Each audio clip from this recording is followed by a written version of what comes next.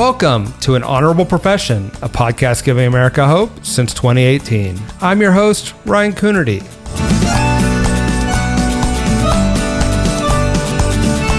The New Deal and An Honorable Profession just celebrated our second podcast anniversary. We've had so much fun bringing you the best of American leadership. If you haven't already, please check out some of our previous episodes with leading mayors, attorney generals, state legislators, and the thinkers shaping the future of the Democratic Party. Even in these difficult times, these folks keep me inspired about American politics, and I hope they do the same for you.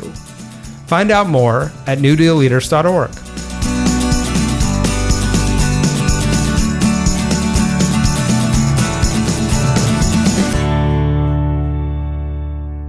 Welcome to An Honorable Profession. I'm Debbie Cox Bultan, CEO of the New Deal, where we're proud to support so many of the leaders featured on this podcast.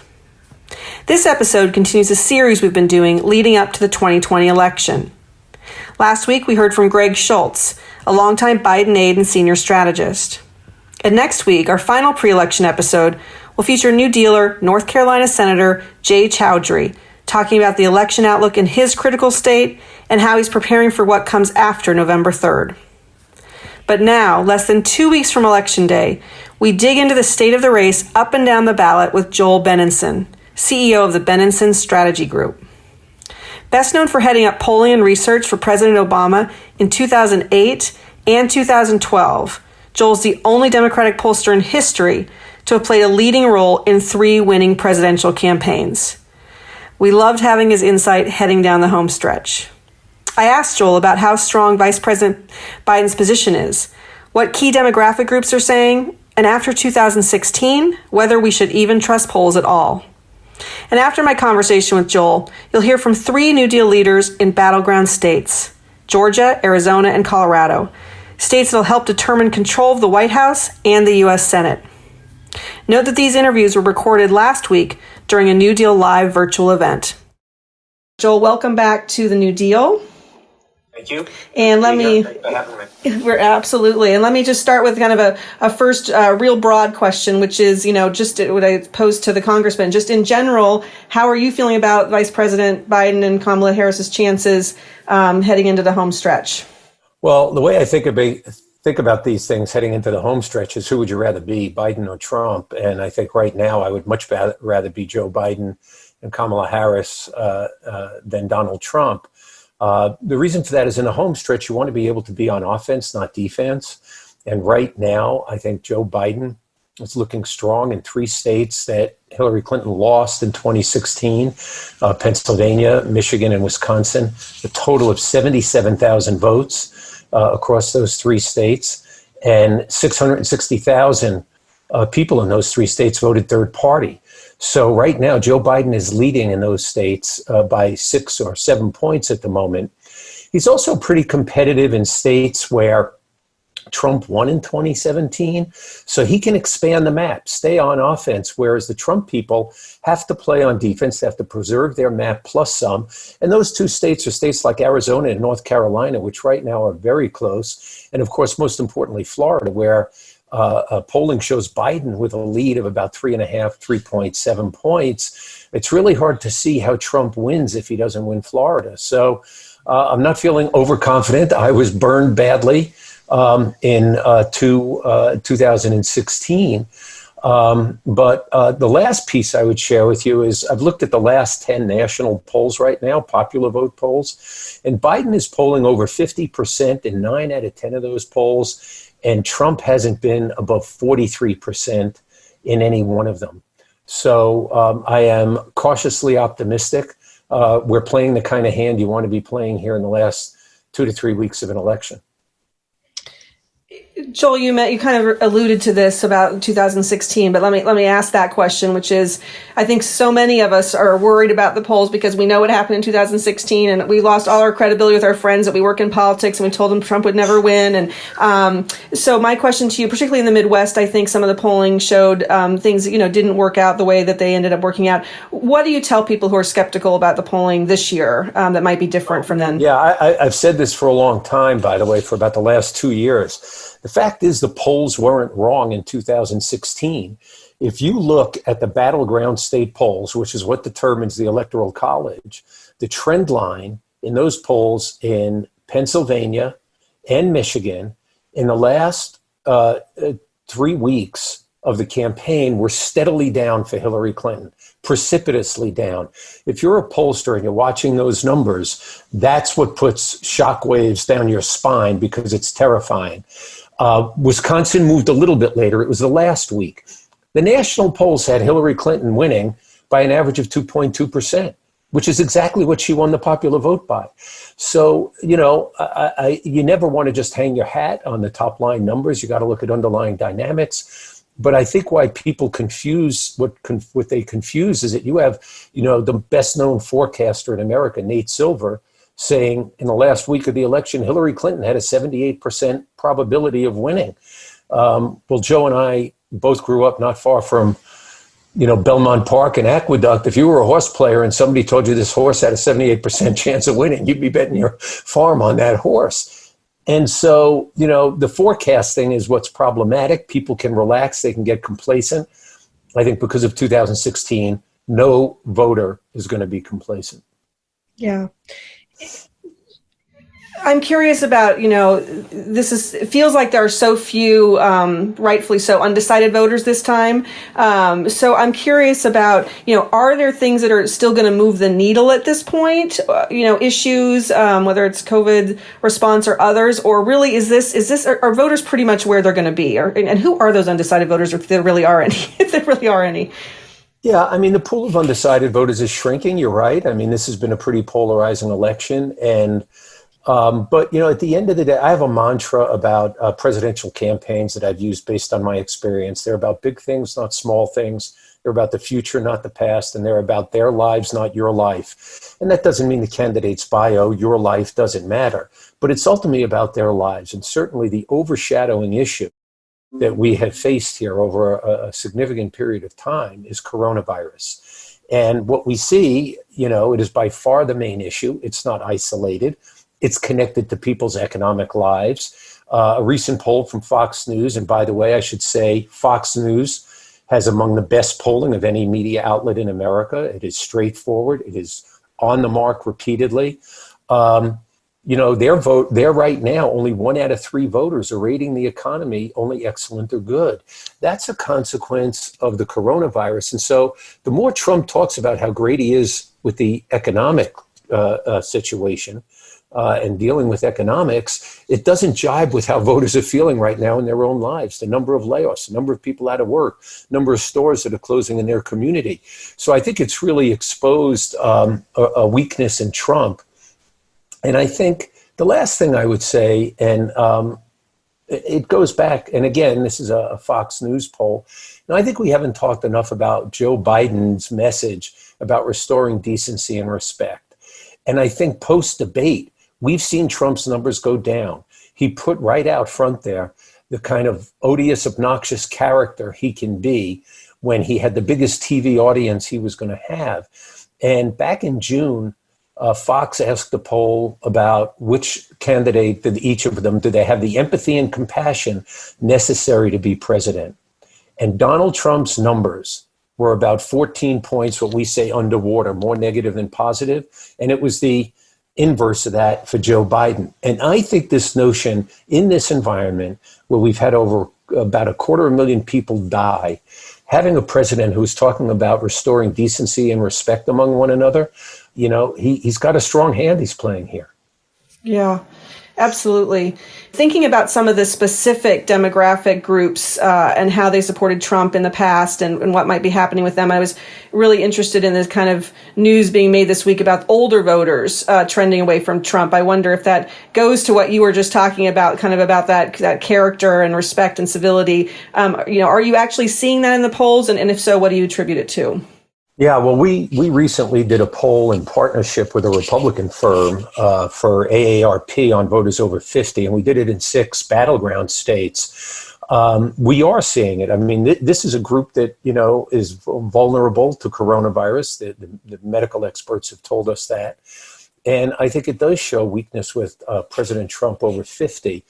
In the 6 battleground states we polled, a majority in every state except one was Florida. A majority disapproved of Trump's handling of coronavirus. And, in Florida, it was a narrow approval just by a couple of points. So, I think when you look at this group, it is a group that has known Joe Biden for a long time. It is a group that I think is more offended by some of the more outrageous things Donald Trump has said and done. And that's across demographics, white, people of color. And so I think that while I don't know that we're seeing a gray revolt, I do think about the fact that, this was an age group that Donald Trump carried last time. And he looks very vulnerable with these voters right now. Following up on that, Joel, are there other groups that you're looking at specifically that you're seeing move in numbers that are noteworthy, maybe suburban women or anything else you would highlight? Yeah, the group that jumped out at me back in June, and this was, we're in the midst of COVID. We've had the George Floyd incidents. We've had Black Lives Matter protests, et cetera. And then you've had the counter protests going on. And the group that jumped out at me in June, it was startling, was suburban voters, where, and not just suburban women, it was suburban voters overall, but big numbers among suburban women who, by about a 32-point margin, said Trump didn't care about people like them.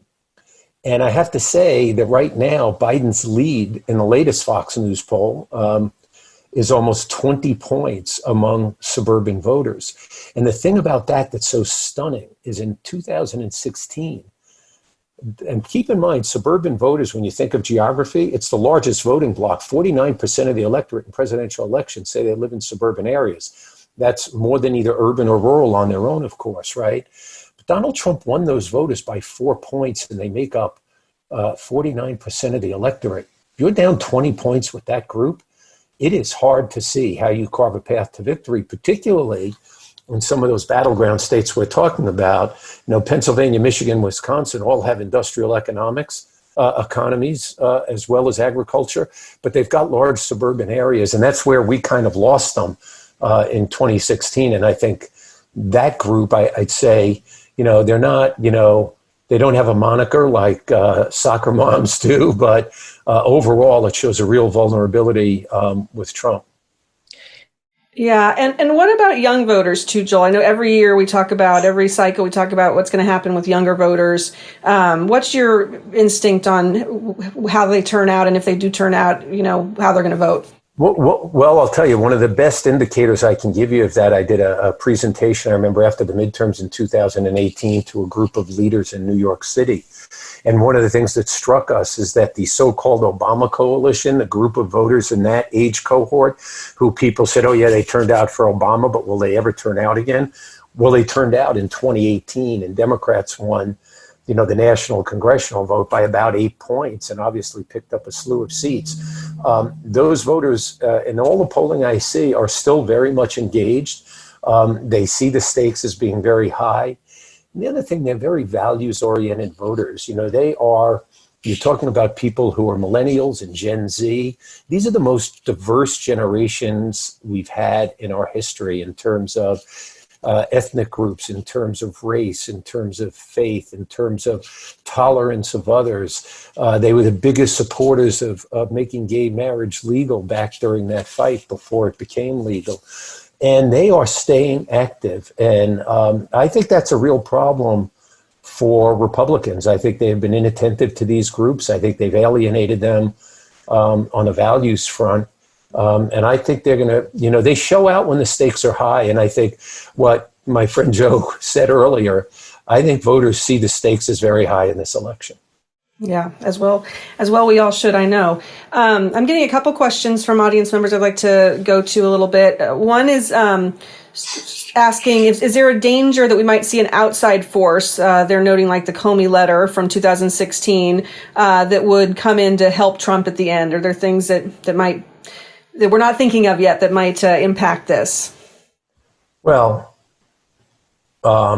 it's a great question. I think that, look, anything is possible after that. But I think if you look at what's happening in if you read about the theories of bureaucracy in America, the permanent bureaucracy, I think we're seeing as many people who were burned by attempts to politicize these agencies. We're seeing it at, CDC. We're seeing it in the FBI. We're seeing it among former law enforcement, former military people. I think there are professionals in the government who are going to do everything they can to stop any kind of political manipulations like that. I'm not saying Comey's was driven by a political manipulation, but I think they're all going to have their guardrails up and their tentacles out to nip those in the bud. That doesn't mean that Trump and his allies won't be pushing them. They've shown a complete disdain for democratic norms. And I want to make one comment, if I can, just as a little footnote on this comment about something that Joe said, not to disagree with him. This isn't just Donald Trump. The Republican Party has been complicit in everything Donald Trump has done. And there's a great book about authoritarianism called How Democracies Die, written by two political scientists. And one of the things they say in there, of all the other things that map to Donald Trump's worst behaviors, the biggest ingredient that is common, or dynamic, I should say, that is common to authoritarians taking over the government is the gatekeepers fail. And right now, the Republican Party should have been gatekeepers on this guy. They failed in 2016, and they have failed throughout his first term here. Yeah, absolutely. Actually, Ted, that's a great segue. We're getting a handful of questions about kind of this unusual dynamic, to your point about, the election, undermining of the election and democracy itself. So let me go to a couple of those. One person's asking, what's your sense of how we should be talking about the election results, particularly if they're not going to come election night as people are used to, and that being, an opening for people to talk about a fraudulent or election. How are you talking about, or how do you think we should be talking about expecting results a little bit later and to make sure they all count? Yeah, I think it's going to take a little bit of time until we can really strategize about how we should think about it and be realistic about it. People were waiting online in Georgia 5 hours to vote early the other day. There's a lot of early voting. Some states start counting before Election Day. Some don't. They count on Election Day. But obviously, there's going to be a lot of media attention on any illegitimacy that occurs between now and Election Day.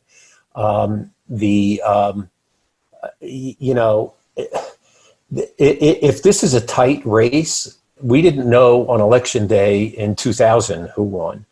The bigger concern is really going to be whether the Republican Party, again, will assume that role of gatekeeper and take the side of democracy and make sure every vote is counted, or will they go in the tank for Donald Trump and start, echoing his claims about non-existent voter fraud? It doesn't happen. We all know it doesn't happen.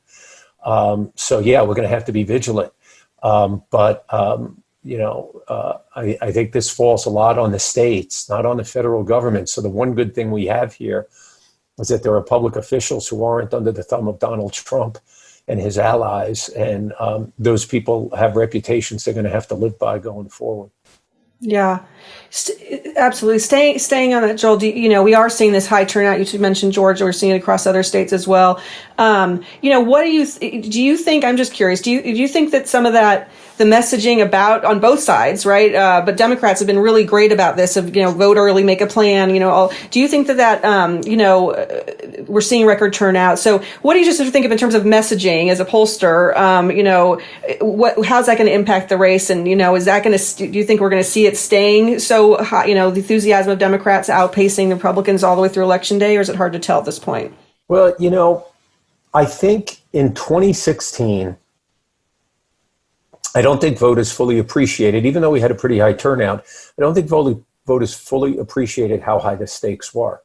You had two candidates who had historically high unfavorable ratings. Both Donald Trump and Hillary Clinton throughout the campaign had unfavorable ratings here in the mid-50s, 55 to 57, unfavorable, unprecedented.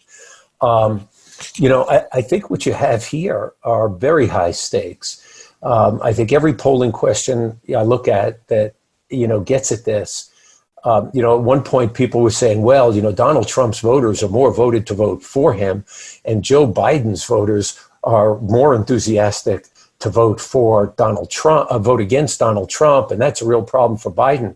And I will tell you something that I don't want to use the word hate, but when you carry those strong negative sentiments towards someone, those can be more powerful voters than when you think, oh, these two people are the same. I think what that reflects a tremendous antipathy towards Donald Trump, a belief by a majority of Americans that he is unfit to be president, just like I pointed out on that question about empathy and compassion. That's a strong motivator to vote. I think people are not going to take this lightly, and I think any who did in 2016 are going to say, fool me once, shame on me, fool me twice, fool me once, shame on you, fool me twice, shame on me. I think we're going to have a pretty big turnout here. Yeah. And to that point, on staying on that point, I asked this to Matt Bennett when he was with us last week talking about election shenanigans. And, I asked the same question I'll ask to you, which is, do you think that there's a margin either nationally or a state by state if Biden wins a couple states handedly where it's just impossible to then, have those election, to try to claw back the election if you're Trump? Is there a margin by which it's just like there's nothing that can be done on his side? Well, I think if it's really clear on election night, I think networks are going to be cautious about forecasting. But I don't think there's a particular margin. But obviously, in the old days, a landslide was if you won by 10 points or more. I think if you are at a number here where any kind of recount is not going to change an outcome, and that's anything probably in over 3 points, but certainly over 5 points. But 3-point wins are not going to be reversed in recounts. I'm sure Joe agrees with that. Rarely, and in fact, in most states with a 3-point win, you probably wouldn't have a recount. But I think what we're looking back here, if the results turn out to be as polarized as the election has been polarizing, largely because of Donald Trump, we may well know on election night. The biggest barrier will be the counting of mail-in ballots. Now, some states start counting them before Election Day, but others don't. So that could slow things down if there are states in doubt on that night of November 3rd.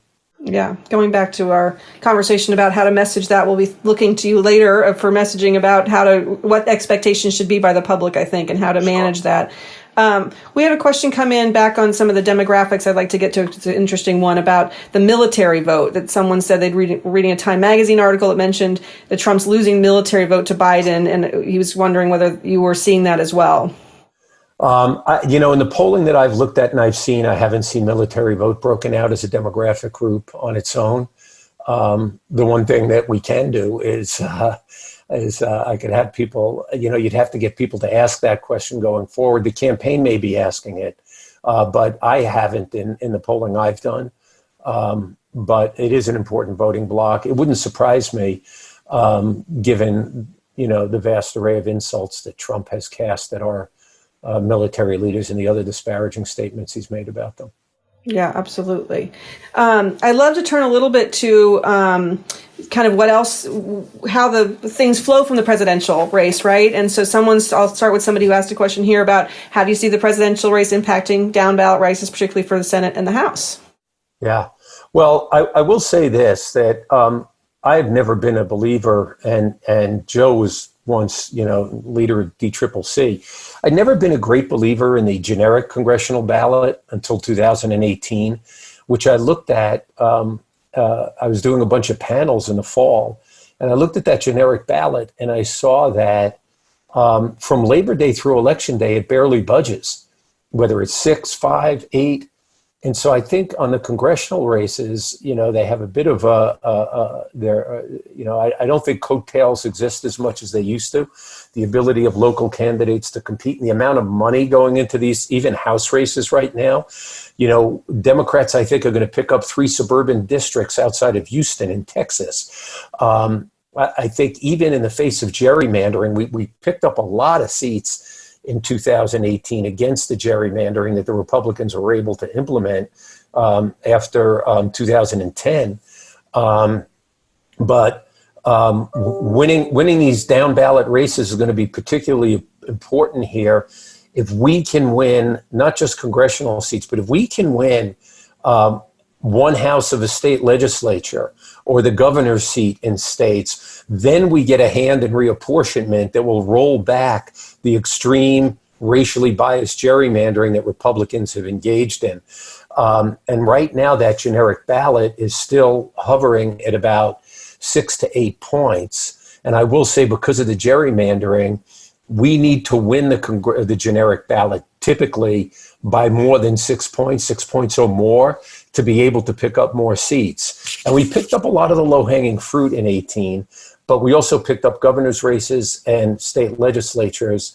So I am cautiously optimistic that with the weakness at the top of the ticket, that a lot of those suburban voters who were repulsed by Trump will also feel a bit repulsed at their own Republican Party and put in more Democrats, especially where we've got women and people of color on the ballot.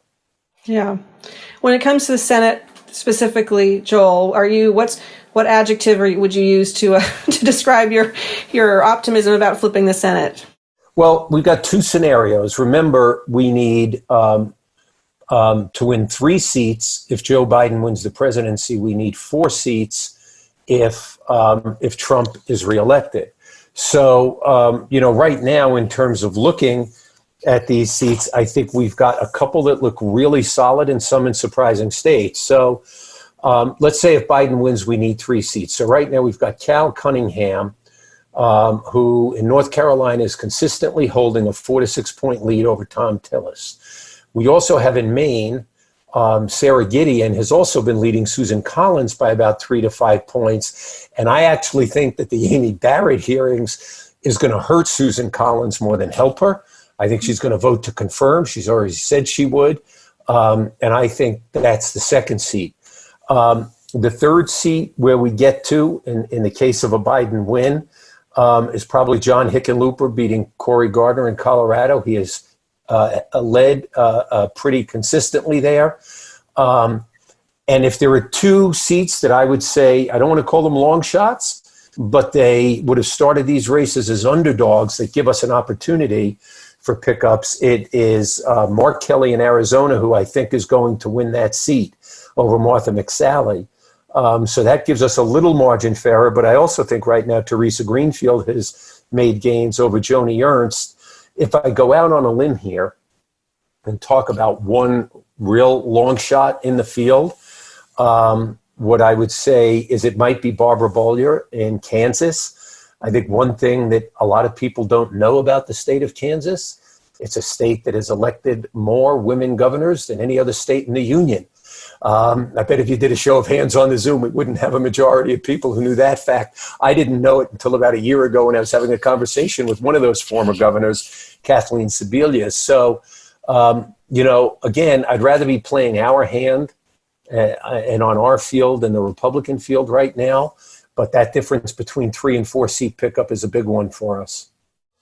I think emotionally people would be mad at me if I didn't ask you about Lindsey Graham, just because it's, we loved those fundraising numbers for Jamie Harrison this week. So any chance you think Lindsey Graham is vulnerable?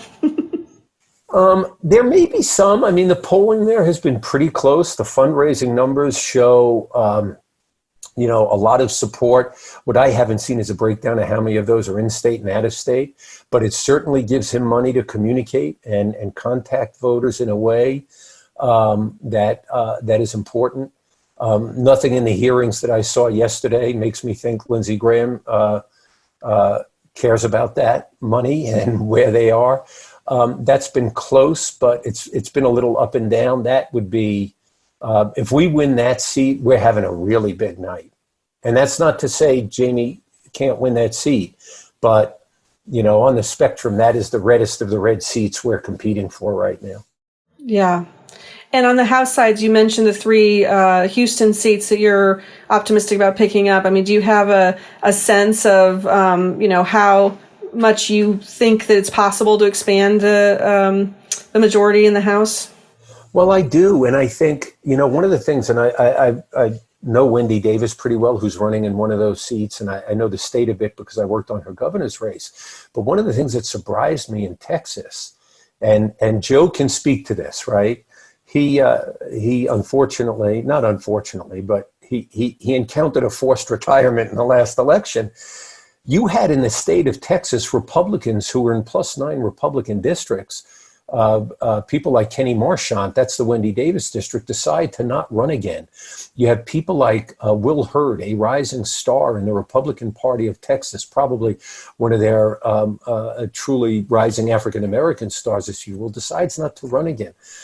Joe knows this. Incumbents in Congress don't decide not to run for no reason. So when you get Republicans in a state like Texas deciding not to run again, I think that would be a real a flashing light and a real warning light for the Republican Party that they're having some real growth problems in states that if they ever shift and become swing states, and we've been trying to turn Texas blue for 10 years, but this looks like Republicans there are waking up to the fact that state is changing, and that's going to create more problems for Republicans holding Congress, and then ultimately the Senate as well. Yeah, it's fascinating to be talking about Texas and Georgia and some of the states with Kansas, as you mentioned. Yes. That's hopeful. Along those lines, somebody's asking about kind of if you had suggestions on those states that could benefit most from late volunteers money, whatever it is. Do you have a couple states that you would pick that you would encourage people to take a good look at? Well, in terms of the presidential. Yeah, let's go. Yeah, or maybe you can answer both, presidential or Senate. Yeah. Well, look, I think for the presidential, Florida would be a big one on my list. I think if Donald Trump loses Florida, as I said earlier, his map becomes not, I won't say impossible, but almost impossible. I think I would definitely add Wisconsin to that list. I would add Arizona and North Carolina. Again, some of those states are states that if we pull them out from the map Trump won with, it shrinks because he has no expansion potential. He's not going to win a Colorado. He may win a Nevada. That would be another one. Nevada is looking tighter than I would be comfortable with. So that might be one where volunteering would help. But, Trump isn't going to win New York. I think he's got an uphill climb in Pennsylvania and Michigan. Right now. But those are some of the ones I would say for volunteer purposes. They're also probably right for volunteers because they're not the big magnet states that people always hear about, with the exception of Florida, which can always use more. And if you have extra time, Texas. I love it. Some of those congressional races in Texas. I love it. Someone's asking a little bit, thinking beyond the election and, the swings that happened, the Republicans snapping back the gains that followed their wins in 94 and 2010. Anything, I know we're kind of all focused on November 3rd, rightfully so at this point, but anything you're thinking about longer term in terms of ensuring that those gains are consolidated if they happen? Yeah, I mean, look, you've got to be vigilant, and I think if the Biden camp gets in, like you say, those midterm elections, they're not a correction in a sense, but they are a check. They want to remind, particularly when someone has won big. Barack Obama is only the seventh president in history to get elected and reelected with 50% or more of the vote. Think about that. We think we have majority rule in this country. Only 7 have been both elected and reelected by 50% of the vote. And you've got so much on your plate that you can get complacent because you want to get your policy agenda done. I think as a party, and I think Vice President Biden, who saw what happened in 2010 firsthand, if he's elected president, I think he and his team are going to know that we have to stay especially vigilant in the 2022 cycle, especially if we don't make the gains at the state legislature level to do better with reapportionment, where we can roll back some of that extreme gerrymandering that's taken place. As we think about the next 3 weeks, Joel, what are you going to be paying most attention to in terms of any shifting numbers, or what should we be watching going forward? Well, I think I would watch most closely those three battleground states that I mentioned: Pennsylvania, Michigan, and Wisconsin. Wisconsin probably has more of a red streak than Michigan or Pennsylvania. But again, if we put those back in our camp, it really, really narrows the path for Trump to get to 270 electoral votes. So I pay close attention to those battleground states. They've tightened up a little bit, but Biden's lead in all those states is still, I won't say comfortable, but it is in the mid to slightly higher single digits. I'm a little more sanguine about Pennsylvania than Michigan and Wisconsin. But remember, we're 3 weeks out, and I talked about that 3-week trend line that went down like this for Hillary. So those are the states I'm going to watch again. If we stay in this range, going into Election Day, if we don't tighten up, if we're in a kind of mid to upper single digit range, those will be very reassuring. If they start tightening down to, a 3, 2, 1.5 point range, I'd be worried. Yeah. Well, I just thank you so much for being with us today. We're going to pick up on some of the states that you mentioned, you name checked. So we've got people from Arizona, Georgia, and Colorado with us to tell us what they're hearing on the ground. But again, Joel, thanks for coming back to be with New Deal. Your insights are always so spot on. And I think you've given us all a little bit of hope, but we know that we're not going to take our foot off the gas headed into to November 3rd. So thank you so much. Maybe we can have you back afterwards and we can deconstruct what happened and where we go from here. Definitely. Always happy to do it. Thanks so much for having me. Thank you so much. Thank you so much. Again, we wanted to kind of wrap up this special event segment with getting a view on the ground from a few of the states that Joel talked about of being in play for different reasons. So really appreciate New Deal Leaders being with us for that. We've got Frankie Heredia from Arizona, Jen Jordan from Georgia, and Carrie Donovan from Colorado. Really happy to appreciate you all being here. I think maybe just because Georgia's on my mind, A, it's a song, I think, but B, with the long lines, Jen, this week in Georgia, it's certainly on everybody's mind about what's happening. Love to hear from you about that situation and what you're seeing on the ground, and also how you're feeling about the presidential and your 2 Senate races there in your state. Yeah, thank y'all for having me.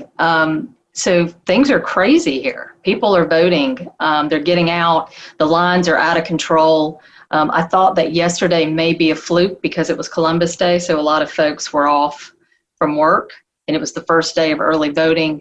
But the same issues in terms of lines today. So I think we're going to kind of see how it rolls out a little bit. The good thing is that Fulton County, the largest county, isn't having problems. They have State Farm Arena that the Hawks have opened up, and they have I think they've got 300 voting machines there, and the Hawks have basically provided their staff to serve as poll workers. So it's just an incredible thing they've done. So Fulton County is kind of going along. We're looking at Cobb County, and we're looking at Gwinnett and DeKalb, and specifically in Gwinnett, we've got a congressional race, Carolyn Bordeaux, which I think we're going to pick up that seat. And then the 2 U.S. Senate seats are what is on everybody's mind. I'll tell you the biggest issue with Georgia is that we have a 50+1 requirement that the Republicans put into place when the state flipped. And it's hurt us in the past because we can be the number one vote getter, but Democrats have not done well in the state in terms of runoffs of coming back out. So that is really what everybody's keeping their eye on. At this point, I think that the Ossoff-Purdue race is going to head to a runoff, and then, of course, the special will, because we've got 21 Democrats and about 7 Republicans listed on that ballot. But overall, people are incredibly excited. Biden is lifting up down ballot candidates, which is incredibly helpful for us. And we actually may have an opportunity to flip the Georgia State House, which is, if you would have told me that 2 years ago, I wouldn't have believed you. So there have been some good things to come out of the Trump era, and one of them is revitalizing the Democratic Party in the state of Georgia. So that's so fantastic, Senator. And I'm curious about so you mentioned the Biden lifting folks up. Do you think it's feasible that Biden wins Georgia? He could. I think it's all going to depend on turnout. Every poll is within the margin of error. The issue is people are looking at likely voters, and you know how pollsters look at that based on vote history. But the issue for us is that we had so many voters that had never voted in a primary before or an election come out in this past primary. And even since 2016, we have added an additional 1 million voters to our voter, rolls. So, who knows if they're talking to the right people or not. As we know, especially younger people, they tend not to be reachable because they don't have landlines. So it all depends on kind of, how you're reaching out. But I definitely think it's doable. And the fact that Joe just put in $4 million in advertising this week indicates that he thinks it's doable. Dr. Biden was here yesterday and Trump is coming Friday. So we know that he knows that Georgia, is in play for him to be showing up the way he's showing up. Yeah, that's so exciting. Who would have thought we'd be talking about Georgia at this stage? It's it's super exciting. Maybe one last question for you, Jen. You guys have also been ground zero. I mean, obviously we're seeing the lines and the suppression there in terms of access to voting booths, but we had the Stacey Abrams race, New Deal leader, and so you guys have really been on the front lines of kind of this counting votes, and that was something we talked about earlier with Joel a little bit, but are you at all concerned about kind of the integrity of the election in Georgia, or is there anything being done to kind of just make sure that it's going to be a fair and fair count at the end? We're doing everything we can to make sure that things are going as well as we can hope that they will, especially in the large Democratic areas. Fulton County has really stepped up. We even have a mobile voting kind of van that's going around and just doing pop-up voting all around the county. So we're pushing. What we're telling people, though, is not to wait to the last minute, especially even if they do absentee, because if they get their absentee in and there's a problem, then they have the opportunity to cure it and have the time to do that. So we're telling folks, get out and vote. Early vote as early as you can so we can bank those votes. And then if you're going to do an absentee ballot, get it in so that if there's a problem, we can help with that. We've got voter protection lines, we've got lawyers, we've got poll watchers all over the place. So I think we learned a lot from 2018 that the margins are going to be really, really close. And so suppression really can swing an election. And I don't think anybody wants that to happen, especially with Trump at the top of the ticket. Yeah, thank you for that. That's good advice for Georgians, but for everybody to vote early, and get out there and do it as soon as you can. So thank you so much, Jen, for that look from Georgia. I'd love to bring in Frankie Heredia, City Council member from Mesa, Arizona, New Deal Leaders. So nice to see you. Thanks for being with us. Hi, everybody. Thank you. Thanks for being here. Joel mentioned name-checked your Senate race. Mark Kelly was looking really strong. Tell us what you're seeing on the ground in Arizona. Yeah, the early voting has started in Arizona last week. It's over the last decade, Arizona has moved into more of a mail-in voting program. Millions of voters have signed up for the permanent absentee balloting, and so that last week was sent out to millions of voters, and people are voting. Also in the two largest counties, Maricopa County and Pima County, where about 70% of all voters in Arizona are.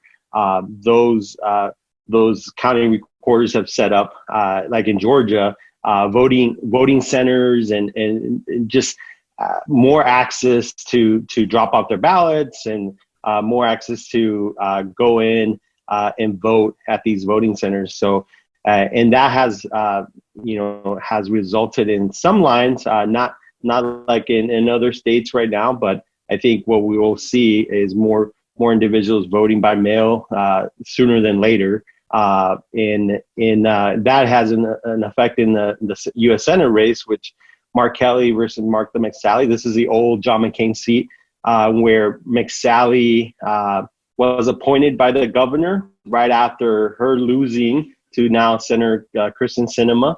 And so this is to fill in the old John McCain seat. And what we've seen over the last year and a half is a consistent lead by Mark Kelly, whose his bio is just tremendous. A former astronaut. He's a husband of former Congresswoman Gabrielle Giffords, who was shot in 2011 in Arizona. And he's just been raising tons of money over the last year and a half, and has been steady on the polls from 5 to 12 points in Arizona, which I think that Senate race, he's really propelling the presidential race in Arizona, where Biden now in the last several polls is just above the margin of error, but around 4 to 5 points from Trump, who Trump won by 3.5 points in 2016 against Hillary Clinton. Yeah. I think Mark Kelly's such a great candidate. I'm really optimistic about that race. Thanks for kind of getting into the details of that for us. We have actually a question for you from the audience, Frankie, that I'd love to pose to you. One of your neighbors from New Mexico is asking about, he said, is there any specific Hispanic, Latino outreach that you're seeing that's been particularly effective on the ground in Arizona?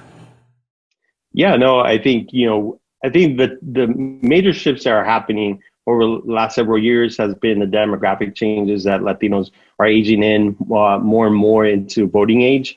And that has kind of catapulted in a much faster way Arizona being competitive. I think Latinos are leading that charge. And this year, in addition, I think the loss of support of Republicans, especially President Trump in the suburbs, has really affected Republicans statewide, and which has helped Vice President Biden and also Mark Kelly. So those two factors, as far as Latinos and the outreach has been going on, Mark Kelly has invested into Latino outreach since early on Spanish language media, hiring staff, and being out there in the community. We're seeing in the last 2.5 months, the presidential campaign of Biden and Harris investing in the same ways in Latino outreach. And so that has been, has affected Latino turnout, and hopefully as we move forward towards, ongoing vote by mail, which a lot of Latinos have been signing up over the last 5 years, that will result into more Latinos voting. We're anticipating about 25% of vote share being Latinos in 2020, which is tremendous from 2016, which is about 17%. It's 18%. So that huge shift that Latinos are causing into the electoral politics in Arizona is really resulting into Arizona again being as competitive as we're seeing in this race. That's fantastic. Thanks so much, Frankie. Thanks for being. Actually, real quick, last question for you. Someone's asking, Is there a chance that the Ds will take control of one or both of the chambers in your state legislature? What's happened is definitely the Senate race and the presidential race now being competitive has really pushed into these down ballot races being more competitive, right? So the Senate, the state Senate is about 2 seats out, and then the state House is 1 seat from tying Republicans. So and so there's a distinct possibility that Democrats would take one or both houses, or at least tie both houses, or take either one. So there's really push up by the statewide races that is affecting the down ballot races, and so we're really optimistic in seeing that state house, which has been dominated by Republicans for over 2.5 decades here in Arizona, and so we are seeing the potential for that. In addition to what's pushing up as well is this education initiative, which the Red for Ed movement has really pushed over the last several years in Arizona. That's having an effect in these down-ballot races as well, as far as education playing a major role in the messaging part. So it's Proposition 208 that we're seeing definitely increase outreach and attention to that messaging, which is allowing to have these state races having an effect here. That's fantastic. Thank you so much, Frankie. Really appreciate you being with us today and giving us the look on the ground from Arizona and batting cleanup for us. Senator from Colorado, Carrie Donovan. Carrie, it's so lovely to see you. I miss you. It's so nice to see you too. I miss you tons, and it's so nice to see so many names on the attendee list. So thanks for having me Of today. Of course. Again, your Senate race got name checked as well. So is Hickenlooper going to do this? How are you feeling? Yeah, I think so. The state of the race in Colorado has 7 congressional districts. That's made up of 4 Democrats and 3 Republicans. We're a mail-in state, have been since 2014. We have day of registration. We have the second highest turnout in the nation in terms of voter participation, but we're already seeing numbers outpacing 2016. So 50,000 people have already voted in Colorado. And we've put in a lot of, even though the mail-in ballot system was originally established by a Republican Secretary of State, our current Democrat Secretary of State is continuing to innovate. So we feel great about the election here. We have track your ballot by texting. You can cure your ballot by texting. So really a friendly place to vote. And we expect turnout to be significant. What does that mean for Hickenlooper? Hickenlooper, of course, was small business owner. He was the mayor of Denver. Then he was governor of Colorado, served with a split chamber when he was governor. So kind of has a real moderate reputation, very, very popular public official. And with a name like Hickenlooper, you get really good name ID. So we're excited about his race. It has been remarkably stable. Since he jumped in, the numbers have hovered in that, 6, 7, 8 range of the gap between him and Senator Gardner. But stable in Colorado doesn't mean safe. We are very libertarian here. People like to say that we're a blue state. We are definitely a libertarian state. And I think that's always important to think about politics in Colorado. Our ballot this year is huge. I think up to 3 pages in some of the metro areas because of the number of other initiatives. But we think that we're hopeful that Governor Hickenlooper will secure this one. His last fundraising came in at $22.6 million, which shattered the previous record which he had established. So really good grassroots plus national support. But like I said, stable isn't safe.